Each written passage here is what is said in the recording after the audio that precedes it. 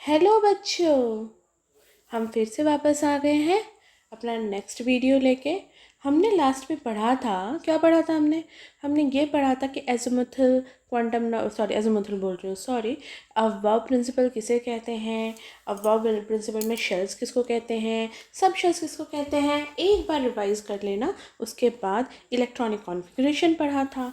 ये बड़ों वाला इलेक्ट्रॉनिक कॉन्फ़िगरेशन है, मतलब क्लास 11-12 के लिए। ओके, इसके बाद मैं बच्चों वाला भी बताऊंगी, ठीक है, जो क्लास 9-10 8-9-10 में तुम्हें पढ़ाया जाएगा। ओके चलो, अफवाह का मतलब मैंने बताया था कि ये कोई नाम नहीं है, इसका मतलब है एक जर्मन वर्ड से है, इसका मतलब है बिल्डिंग अप या फिलिंग अप। ओके चलो, हमने ये एनर्जी शेल्स पढ़े थे, सेम सेम कलर वाले सेम सेम शेल्स में थे, है ना। ये लास्ट वीडियो ज़रा एक बार देख लेना मेन चैनल में जाके। आई थिंक तुम लोग को कोई प्रॉब्लम नहीं होगी फिर। ओके, या फिर मैं इसके आगे के वीडियोस मैं डिस्क्रिप्शंस में दे दूँगी उसका लिंक। ओके चलो, ये हमने पढ़ा था कि भाई के शेल में हम कौन सा फॉर्मूला डालते हैं। हम डालते हैं 2n²। तो 2n का मतलब होता है यहाँ पे जो जिस नंबर का एनर्जी शेल है, ठीक है। यहाँ पे 1 का स्क्वायर है, ये 12 नहीं है, हाँ 1 का स्क्वायर है। यहाँ पे 2 का स्क्वायर है, यहाँ पे 3 का स्क्वायर है, यहाँ पे 4 का स्क्वायर है, यहाँ पे फिर 5 का स्क्वायर बनेगा। अगर ऐसे लिखोगे तो यहाँ पे बनेगा 2n² इक्वल्स टू 2 × 5 का square equals to 2 × 25 equals to 50। इस टाइप में आगे बनता रहेगा। Okay, I think I am clear. Okay, ये देखो, ये डी लिखने के चक्कर में ये डी कट गया। देखो, डी बना दिया मैंने। चलो ठीक है, वैसे निकालते हैं। फिर अगर तुम देखोगे वो 6 का भी वही है, वैसे ही हमारा बनता रहता है, ठीक है। तो अगर हम ऐसे देखें तो हमारे 2n² के हिसाब से 2 × 6² इक्वल्स टू 2 × 36 इक्वल्स टू 72 होना चाहिए। और इस हिसाब से 2n² 2 × 7² इक्वल्स टू 2 × 29 क्यों लिख रही हूँ, 49 इक्वल्स टू 98। और last 2n² 2 × 8² equals to 2 × 64 equals to 128 तक होने चाहिए। अगर ये बोरबरी बोलते हैं, ये बोरबरी स्कीम। ओके, क्या नाम देते हैं इसको बेटा, बोरबरी स्कीम। मैं लिख रही हूँ यहाँ पे, हाँ, ये है BOHR Bohr Bury scheme, SCHEME।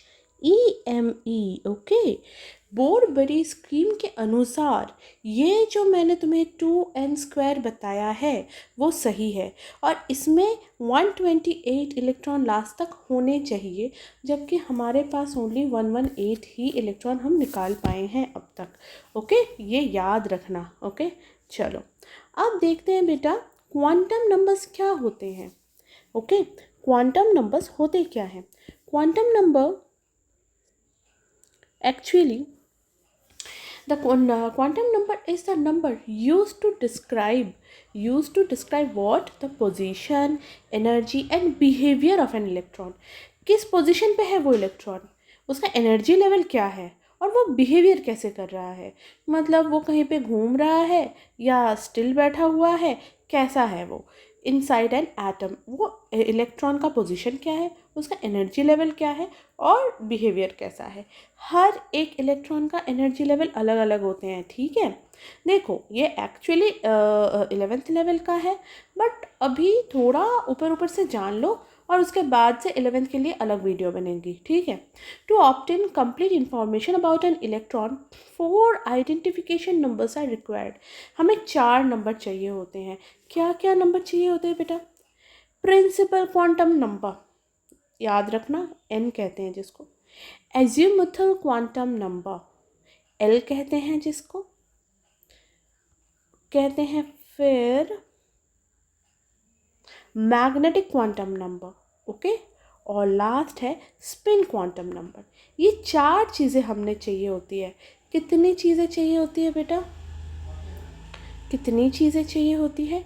Principal quantum number, azimuthal quantum number, magnetic quantum number, ये देखो मैग्नेटिक क्वांटम नंबर, और स्पिन क्वांटम नंबर, ओके। फिर प्रिंसिपल क्वांटम नंबर, याद रखो क्या क्या चीज़ें हैं बेटा? हमारे पास 4 चीज़ें लगती हैं। यहाँ पे मैं थोड़ा दूसरे कलर में लिख देती हूँ। हमें चाहिए होता है प्रिंसिपल क्वांटम नंबर जिसको n कहते हैं। हमारे पास लगता है एजीमुथल क्वांटम नंबर जिसको हम l कहते हैं। हमें लगता है मैग्नेटिक क्वांटम नंबर जिसको हम m कहते हैं। और हमें लगता है स्पिन क्वांटम नंबर जिसको हम l कहते हैं, okay. Principal quantum number, principal shell किस शेल में है, azimuthal quantum number, magnetic quantum number और स्पिन क्वांटम नंबर। मैं बस ऊपर से तुम्हें बताते हुए जा रही हूँ, will not waste a lot of time. ये क्लास एक्चुअली 9th-10th के लिए है, 7th 8th 9th 10th के लिए। उसके बाद 11th 12th इसको देखने के बाद नेक्स्ट वीडियो जो बिल्कुल डिटेल में होगा वो आप देखना स्टार्ट कर सकते हैं।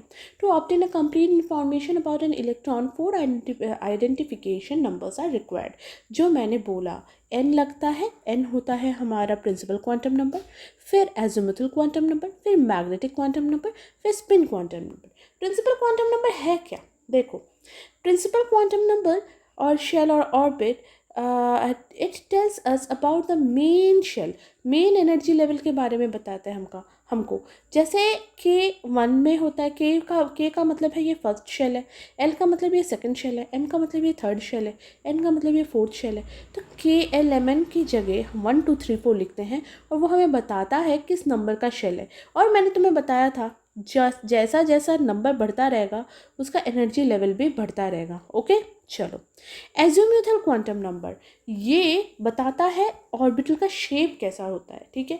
एस का शेप जिसको हम शार्प कहते हैं, एस का शेप होता है ऐसा गोल, ओके, ठीक है। इसका शेप गोल का क्या मतलब होता है? इसमें ना इलेक्ट्रॉन्स, इसको इलेक्ट्रॉन डिस्ट्रीब्यूशन जैसा शेप होता है वहाँ पे वैसे वो होते हैं, ओके, इलेक्ट्रॉन डिस्ट्रीब्यूटेड होते हैं। इसका मतलब है इसके चारों तरफ, न्यूक्लियस के चारों तरफ, ये देखो ये न्यूक्लियस है ना, न्यूक्लियस है मतलब यहाँ पे प्रोटॉन है और न्यूट्रॉन है, और न्यूक्लियस के चारों तरफ सेम मतलब यूनिफॉर्मली इलेक्ट्रॉन डिस्ट्रीब्यूटेड है। और यहाँ पे मैक्सिमम कितने 2 इलेक्ट्रॉन रह सकते हैं। अब अगर हम P मतलब प्रिंसिपल देखें, P जो हम बोलते हैं ना SPDF, उसमें P की बात कर रहे हैं। P 3 टाइप का हो सकता है, या फिर x एक्सिस में हो सकता है। तुम लोग ने एक्सिस तो पढ़ा है ना, इसको x एक्सिस कहते हैं, इसको y एक्सिस कहते हैं, इसको z एक्सिस कहते हैं। x एक्सिस बस जैसे तुम जब फिज़िक्स में पढ़ोगे ना डायमेंशन, ओके, तब भी यही चीज़ पढ़ोगे। इसको x एक्सिस कहते हैं, इसको y एक्सिस कहते हैं, और z एक्सिस ना तुम्हारा हाइट या डेप्थ दिखाता है, ओके। तो बेटा अगर इलेक्ट्रॉन्स x एक्सिस पे है, ऐसे हैं, तो इसको कहते हैं px। अगर y एक्सिस पे है तो py, और z एक्सिस पे है तो pz, ओके।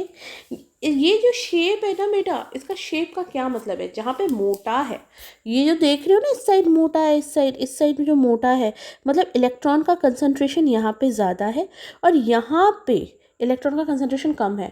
यहाँ भी इलेक्ट्रॉन का ज़्यादा है, यहाँ पे कम है। तो यहाँ पे ये जहाँ पे इलेक्ट्रॉन कम है, ठीक है, वहाँ पे वो थोड़ा शार्प ऐसा एक एज आता है, ठीक है, ऐसा एक एज आता है। और उस जगह को हम नोड कहते हैं। क्या कहते हैं बेटा? हम नोड कहते हैं। सॉरी, ये मुझे हाईलाइट वाला चाहिए था, ये पता नहीं क्या आ गया। इसको हम नोड कहते हैं, ठीक है। Node are the place where electrons can not be located. तो ये जो प्लेस है ना बेटा, वो है हमारा नोड। ये जो प्लेस है वो है हमारा नोड। ये जो प्लेस है वो है हमारा नोड, ओके। तो नोड पे ना इलेक्ट्रॉन नहीं होते हैं। More is the number of nodes, higher is the energy level. याद रखना, जितने नोड्स होंगे वो चीज़ और उतने हायर लेवल, जैसे यहाँ पे तुम एक ही नोड्स देख रहे हो, आगे देखोगे जितने नोड्स होंगे वो एनर्जी शेल उतना हायर लेवल का होगा। ये देखो एस हमारा सबसे कम लेवल का है क्योंकि इस पर कोई नोड्स ही नहीं है, इस पर हम कोई नोड्स नहीं देख सकते हैं। ओके, तो ये हमारा लो लेवल का है और यहाँ पे हम नोड्स देख सकते हैं, तो एस से पी ज़्यादा लेवल का हो जाएगा। अब डी कैसा दिखता है बेटा? डी ये देखो ऐसा कुछ ऐसा दिखता है। इसमें ऑर्बिटल कितने हैं? ऑर्बिटल 5 है। हमने ऐसा ऐसा ऑर्बिटल याद है ना कैसे बनाया था? जैसे हमने बनाया था, ऐसा बनाया था, तुमको याद होगा, ऐसा बनाया था, याद है? यहाँ पे 5 रूम्स बनाए थे, ठीक है, 1 2 3 4 5, पाँचवा थोड़ा बड़ा हो गया, ये हो गया हमारा 5वां रूम। ओके, ऐसा कुछ बनाया था ना हमने, याद है? ये 5 उसके ऑर्बिटल्स है और इसमें एक एक ऑर्बिटल में कितने इलेक्ट्रॉन्स रह सकते हैं हमने बताया था बेटा? हमारे एक एक इलेक्ट्रॉन ऑर्बिटल में 2 इलेक्ट्रॉन रह सकते हैं, है ना, याद है? पर ये भरता ऐसे नहीं है, हमने पहले भी बोला था, ये भरता ऐसे नहीं है। मान लो एक इलेक्ट्रॉन आया, इधर भरेगा, दूसरा इधर, तीसरा इधर, चौथा इधर, पांचवा इधर, फिर 6th यहाँ पे, 7th यहाँ पे, 8th यहाँ पे, 9th यहाँ पे, 10th यहाँ पे, ऐसे भरता है। ठीक है, एम आई क्लियर और एम आई क्लियर? अगर कोई डाउट है तो प्लीज़ लिखिए वहाँ पे। ओके, चल, तो हमने और ऑर्बिटल देख लिया, तो यहाँ पे क्या होता है? डी एक्स होता है। ओके, तो यहाँ पे डी एक्स होता है। डी एक्स कैसा होता है देखो बेटा, यहाँ पे कैसा होता है बेटा, ये देखो, एक एक्स के यहाँ पे ना मैं 3D बता नहीं पा रही हूँ, पर समझ जाओ डी एक्स में ना दोनों एक्सिस पे होता है, एक्स एक्सिस पे भी होता है एक्स, और एक होता है एक्स और मतलब ये एक्स एक्सिस पे, एक होता है वाई एक्सिस पे। ठीक है, ये मैं ढंग से ड्रॉ नहीं कर पाई क्योंकि वो नहीं है यार, यू कैन से 3D नहीं बना पा रही हूँ। चलो बना लेंगे, तब दिखा देंगे अच्छी तरह, मैं वहाँ पे एक वैसे भी शो करूँगी। ठीक है, ये डी एक्स है, ये डी एक्स वाई है, ये डी वाई जेड है, ये डी एक्स जेड है। ओके, और ये जो दो अलग होते हैं ना बेटा, ये देख लो, इसको कहते हैं, ऐसा जो होता है x square minus y square, ये होता है x square minus y square, और ये होता है जेड स्क्वायर, जी जेड स्क्वायर। यहाँ पे एक राउंड राउंड इलेक्ट्रॉन घूम रहे होते हैं और यहाँ पे ऐसा एक शेप होता है। ओके, यहाँ पे देखो, यहाँ पे भी तुम थोड़ा सा वैसा शेप देख सकते हो, शायद मैं तुम्हें प्लेन से समझा पा रही हूँ यहाँ पे किस प्लेन पे है। इसको बिल्कुल और ज़्यादा एक्सप्लेन करेंगे, और ज़्यादा, ये एक क्यों लिख दिया मैंने, और ज़्यादा एक्सप्लेन करेंगे हम जब 11th-12th वाला पढ़ेंगे। अभी सिर्फ शेप देख लो कि भाई ऐसा शेप होता है, और जहाँ पे ज़्यादा मोटा मोटा है वहाँ पे इलेक्ट्रॉन ज़्यादा है। ठीक है, और यहाँ पे जहाँ पे कुछ नहीं है वहाँ पे वो उसको नोड्स कहते हैं। ठीक है, अभी इतना ही देख लो, बाकी तो मैं इसको एक्सप्लेन करूँगी। और एफ जो होता है वो बड़ा बड़ा कॉम्प्लेक्स होता है, कुछ इस टाइप में होता है, और वो बड़ा कॉम्प्लेक्स होता है, पढ़ेंगे आगे। ठीक है, वो मैंने बनाया नहीं है, इसलिए बस दिखा दिया है। ये है हमारा एफ। ओके, ये बहुत कॉम्प्लेक्स होता है। 7 इसके ऑर्बिटल्स होते हैं, पर बनाया था 1 2 3 4 5, 1 2 3 4 5 6 और एक लो 7। ठीक है, और सब में 1 2 3 4 5 6 7 8 9 10 11 12 13 14, ऐसे यहाँ पे इलेक्ट्रॉन्स भरते हैं। ओके, चलो हो गया। चलो, मैग्नेटिक क्वांटम नंबर क्या होता है बेटा? It represents the orientation cloud of orbitals under the influence of magnetic field। अगर magnetic field में रखा जाए तो वो कैसा अपना वो शो करेगा। ठीक है, यू कैन से अपना इलेक्ट्रॉन क्लाउड कैसे शो करेगा, उसका डिस्ट्रीब्यूशन कैसा होगा इलेक्ट्रॉन क्लाउड का, अगर उसको मैग्नेटिक एरिया में रखा जाए। मैग्नेटिक एरिया क्या बोल रही हूँ, मैग्नेटिक फील्ड में रखा जाए। ठीक है, actually and easy language magnetic, ये एम और एम एल दोनों बोल सकते हैं। Okay, magnetic quantum number tell us about the direction of orbital. हमने ऑर्बिटल तो पढ़ा, ये ऑर्बिटल किस डायरेक्शन में है ये हम बोल सकते हैं, मैंने एक डायरेक्शन में है। Orbital can point in different direction. ठीक है, and magnetic quantum number tells us in which direction, मतलब वो डिफरेंट डायरेक्शन पे दिखा सकता है, और मैग्नेटिक क्वांटम नंबर बताता है वो किस डायरेक्शन में है।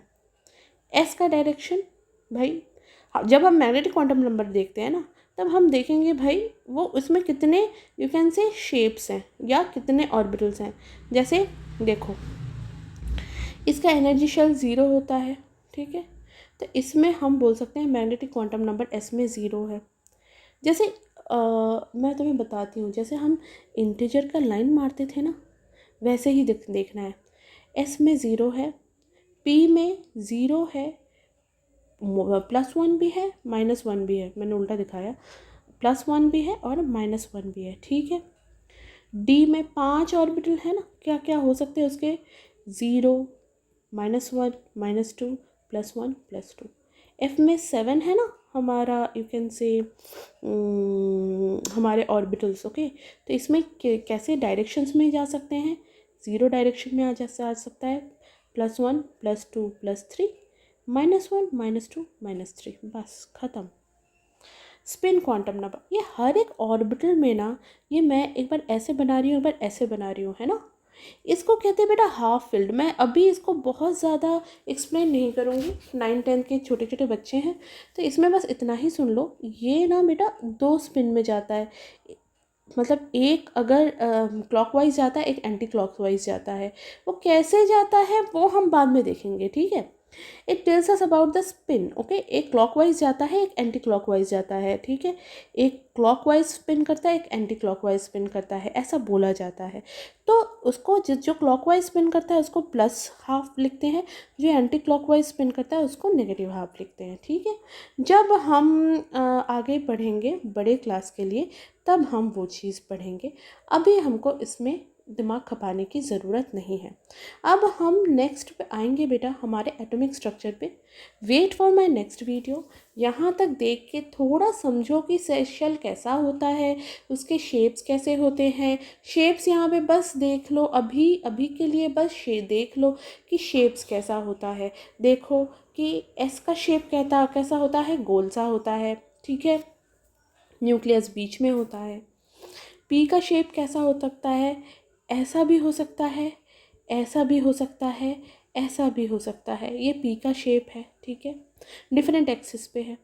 ये डी का शेप है, ऐसा हो सकता है, ऐसा हो सकता है, ऐसा हो सकता है, या ऐसा हो सकता है, ठीक है। हाँ, ऐसा भी हो सकता है। पर ये लास्ट के 2 जो है ना, इनका नाम अलग होता है। क्या नाम होता है बेटा, एक का नाम होता है dx² और एक होता है dz², ओके। इसका मैंने यहाँ भी दिखा दिया है, बाद में हम जब पढ़ेंगे तब हम बहुत अच्छे से एक्सप्लेन करेंगे ये प्लेन्स क्यों बनाए हैं, क्या बताना चाहते हैं प्लेन्स, ठीक है। क्योंकि अभी ना मेन टॉपिक पे हम नहीं जा पाएंगे, क्योंकि अभी एटॉमिक स्ट्रक्चर पढ़ना है हमको, ठीक है। और ये फंडामेंटल जो है, फंडामेंटल का स्ट्रक्चर ऐसा होता है, मतलब FSPDF का F का स्ट्रक्चर ऐसा हो सकता है, ऐसा हो सकता है, और यहाँ पे 7 स्ट्रक्चर पॉसिबल है, ठीक है। इसलिए हम बोलते हैं 7 ऑर्बिटल्स हैं, ओके।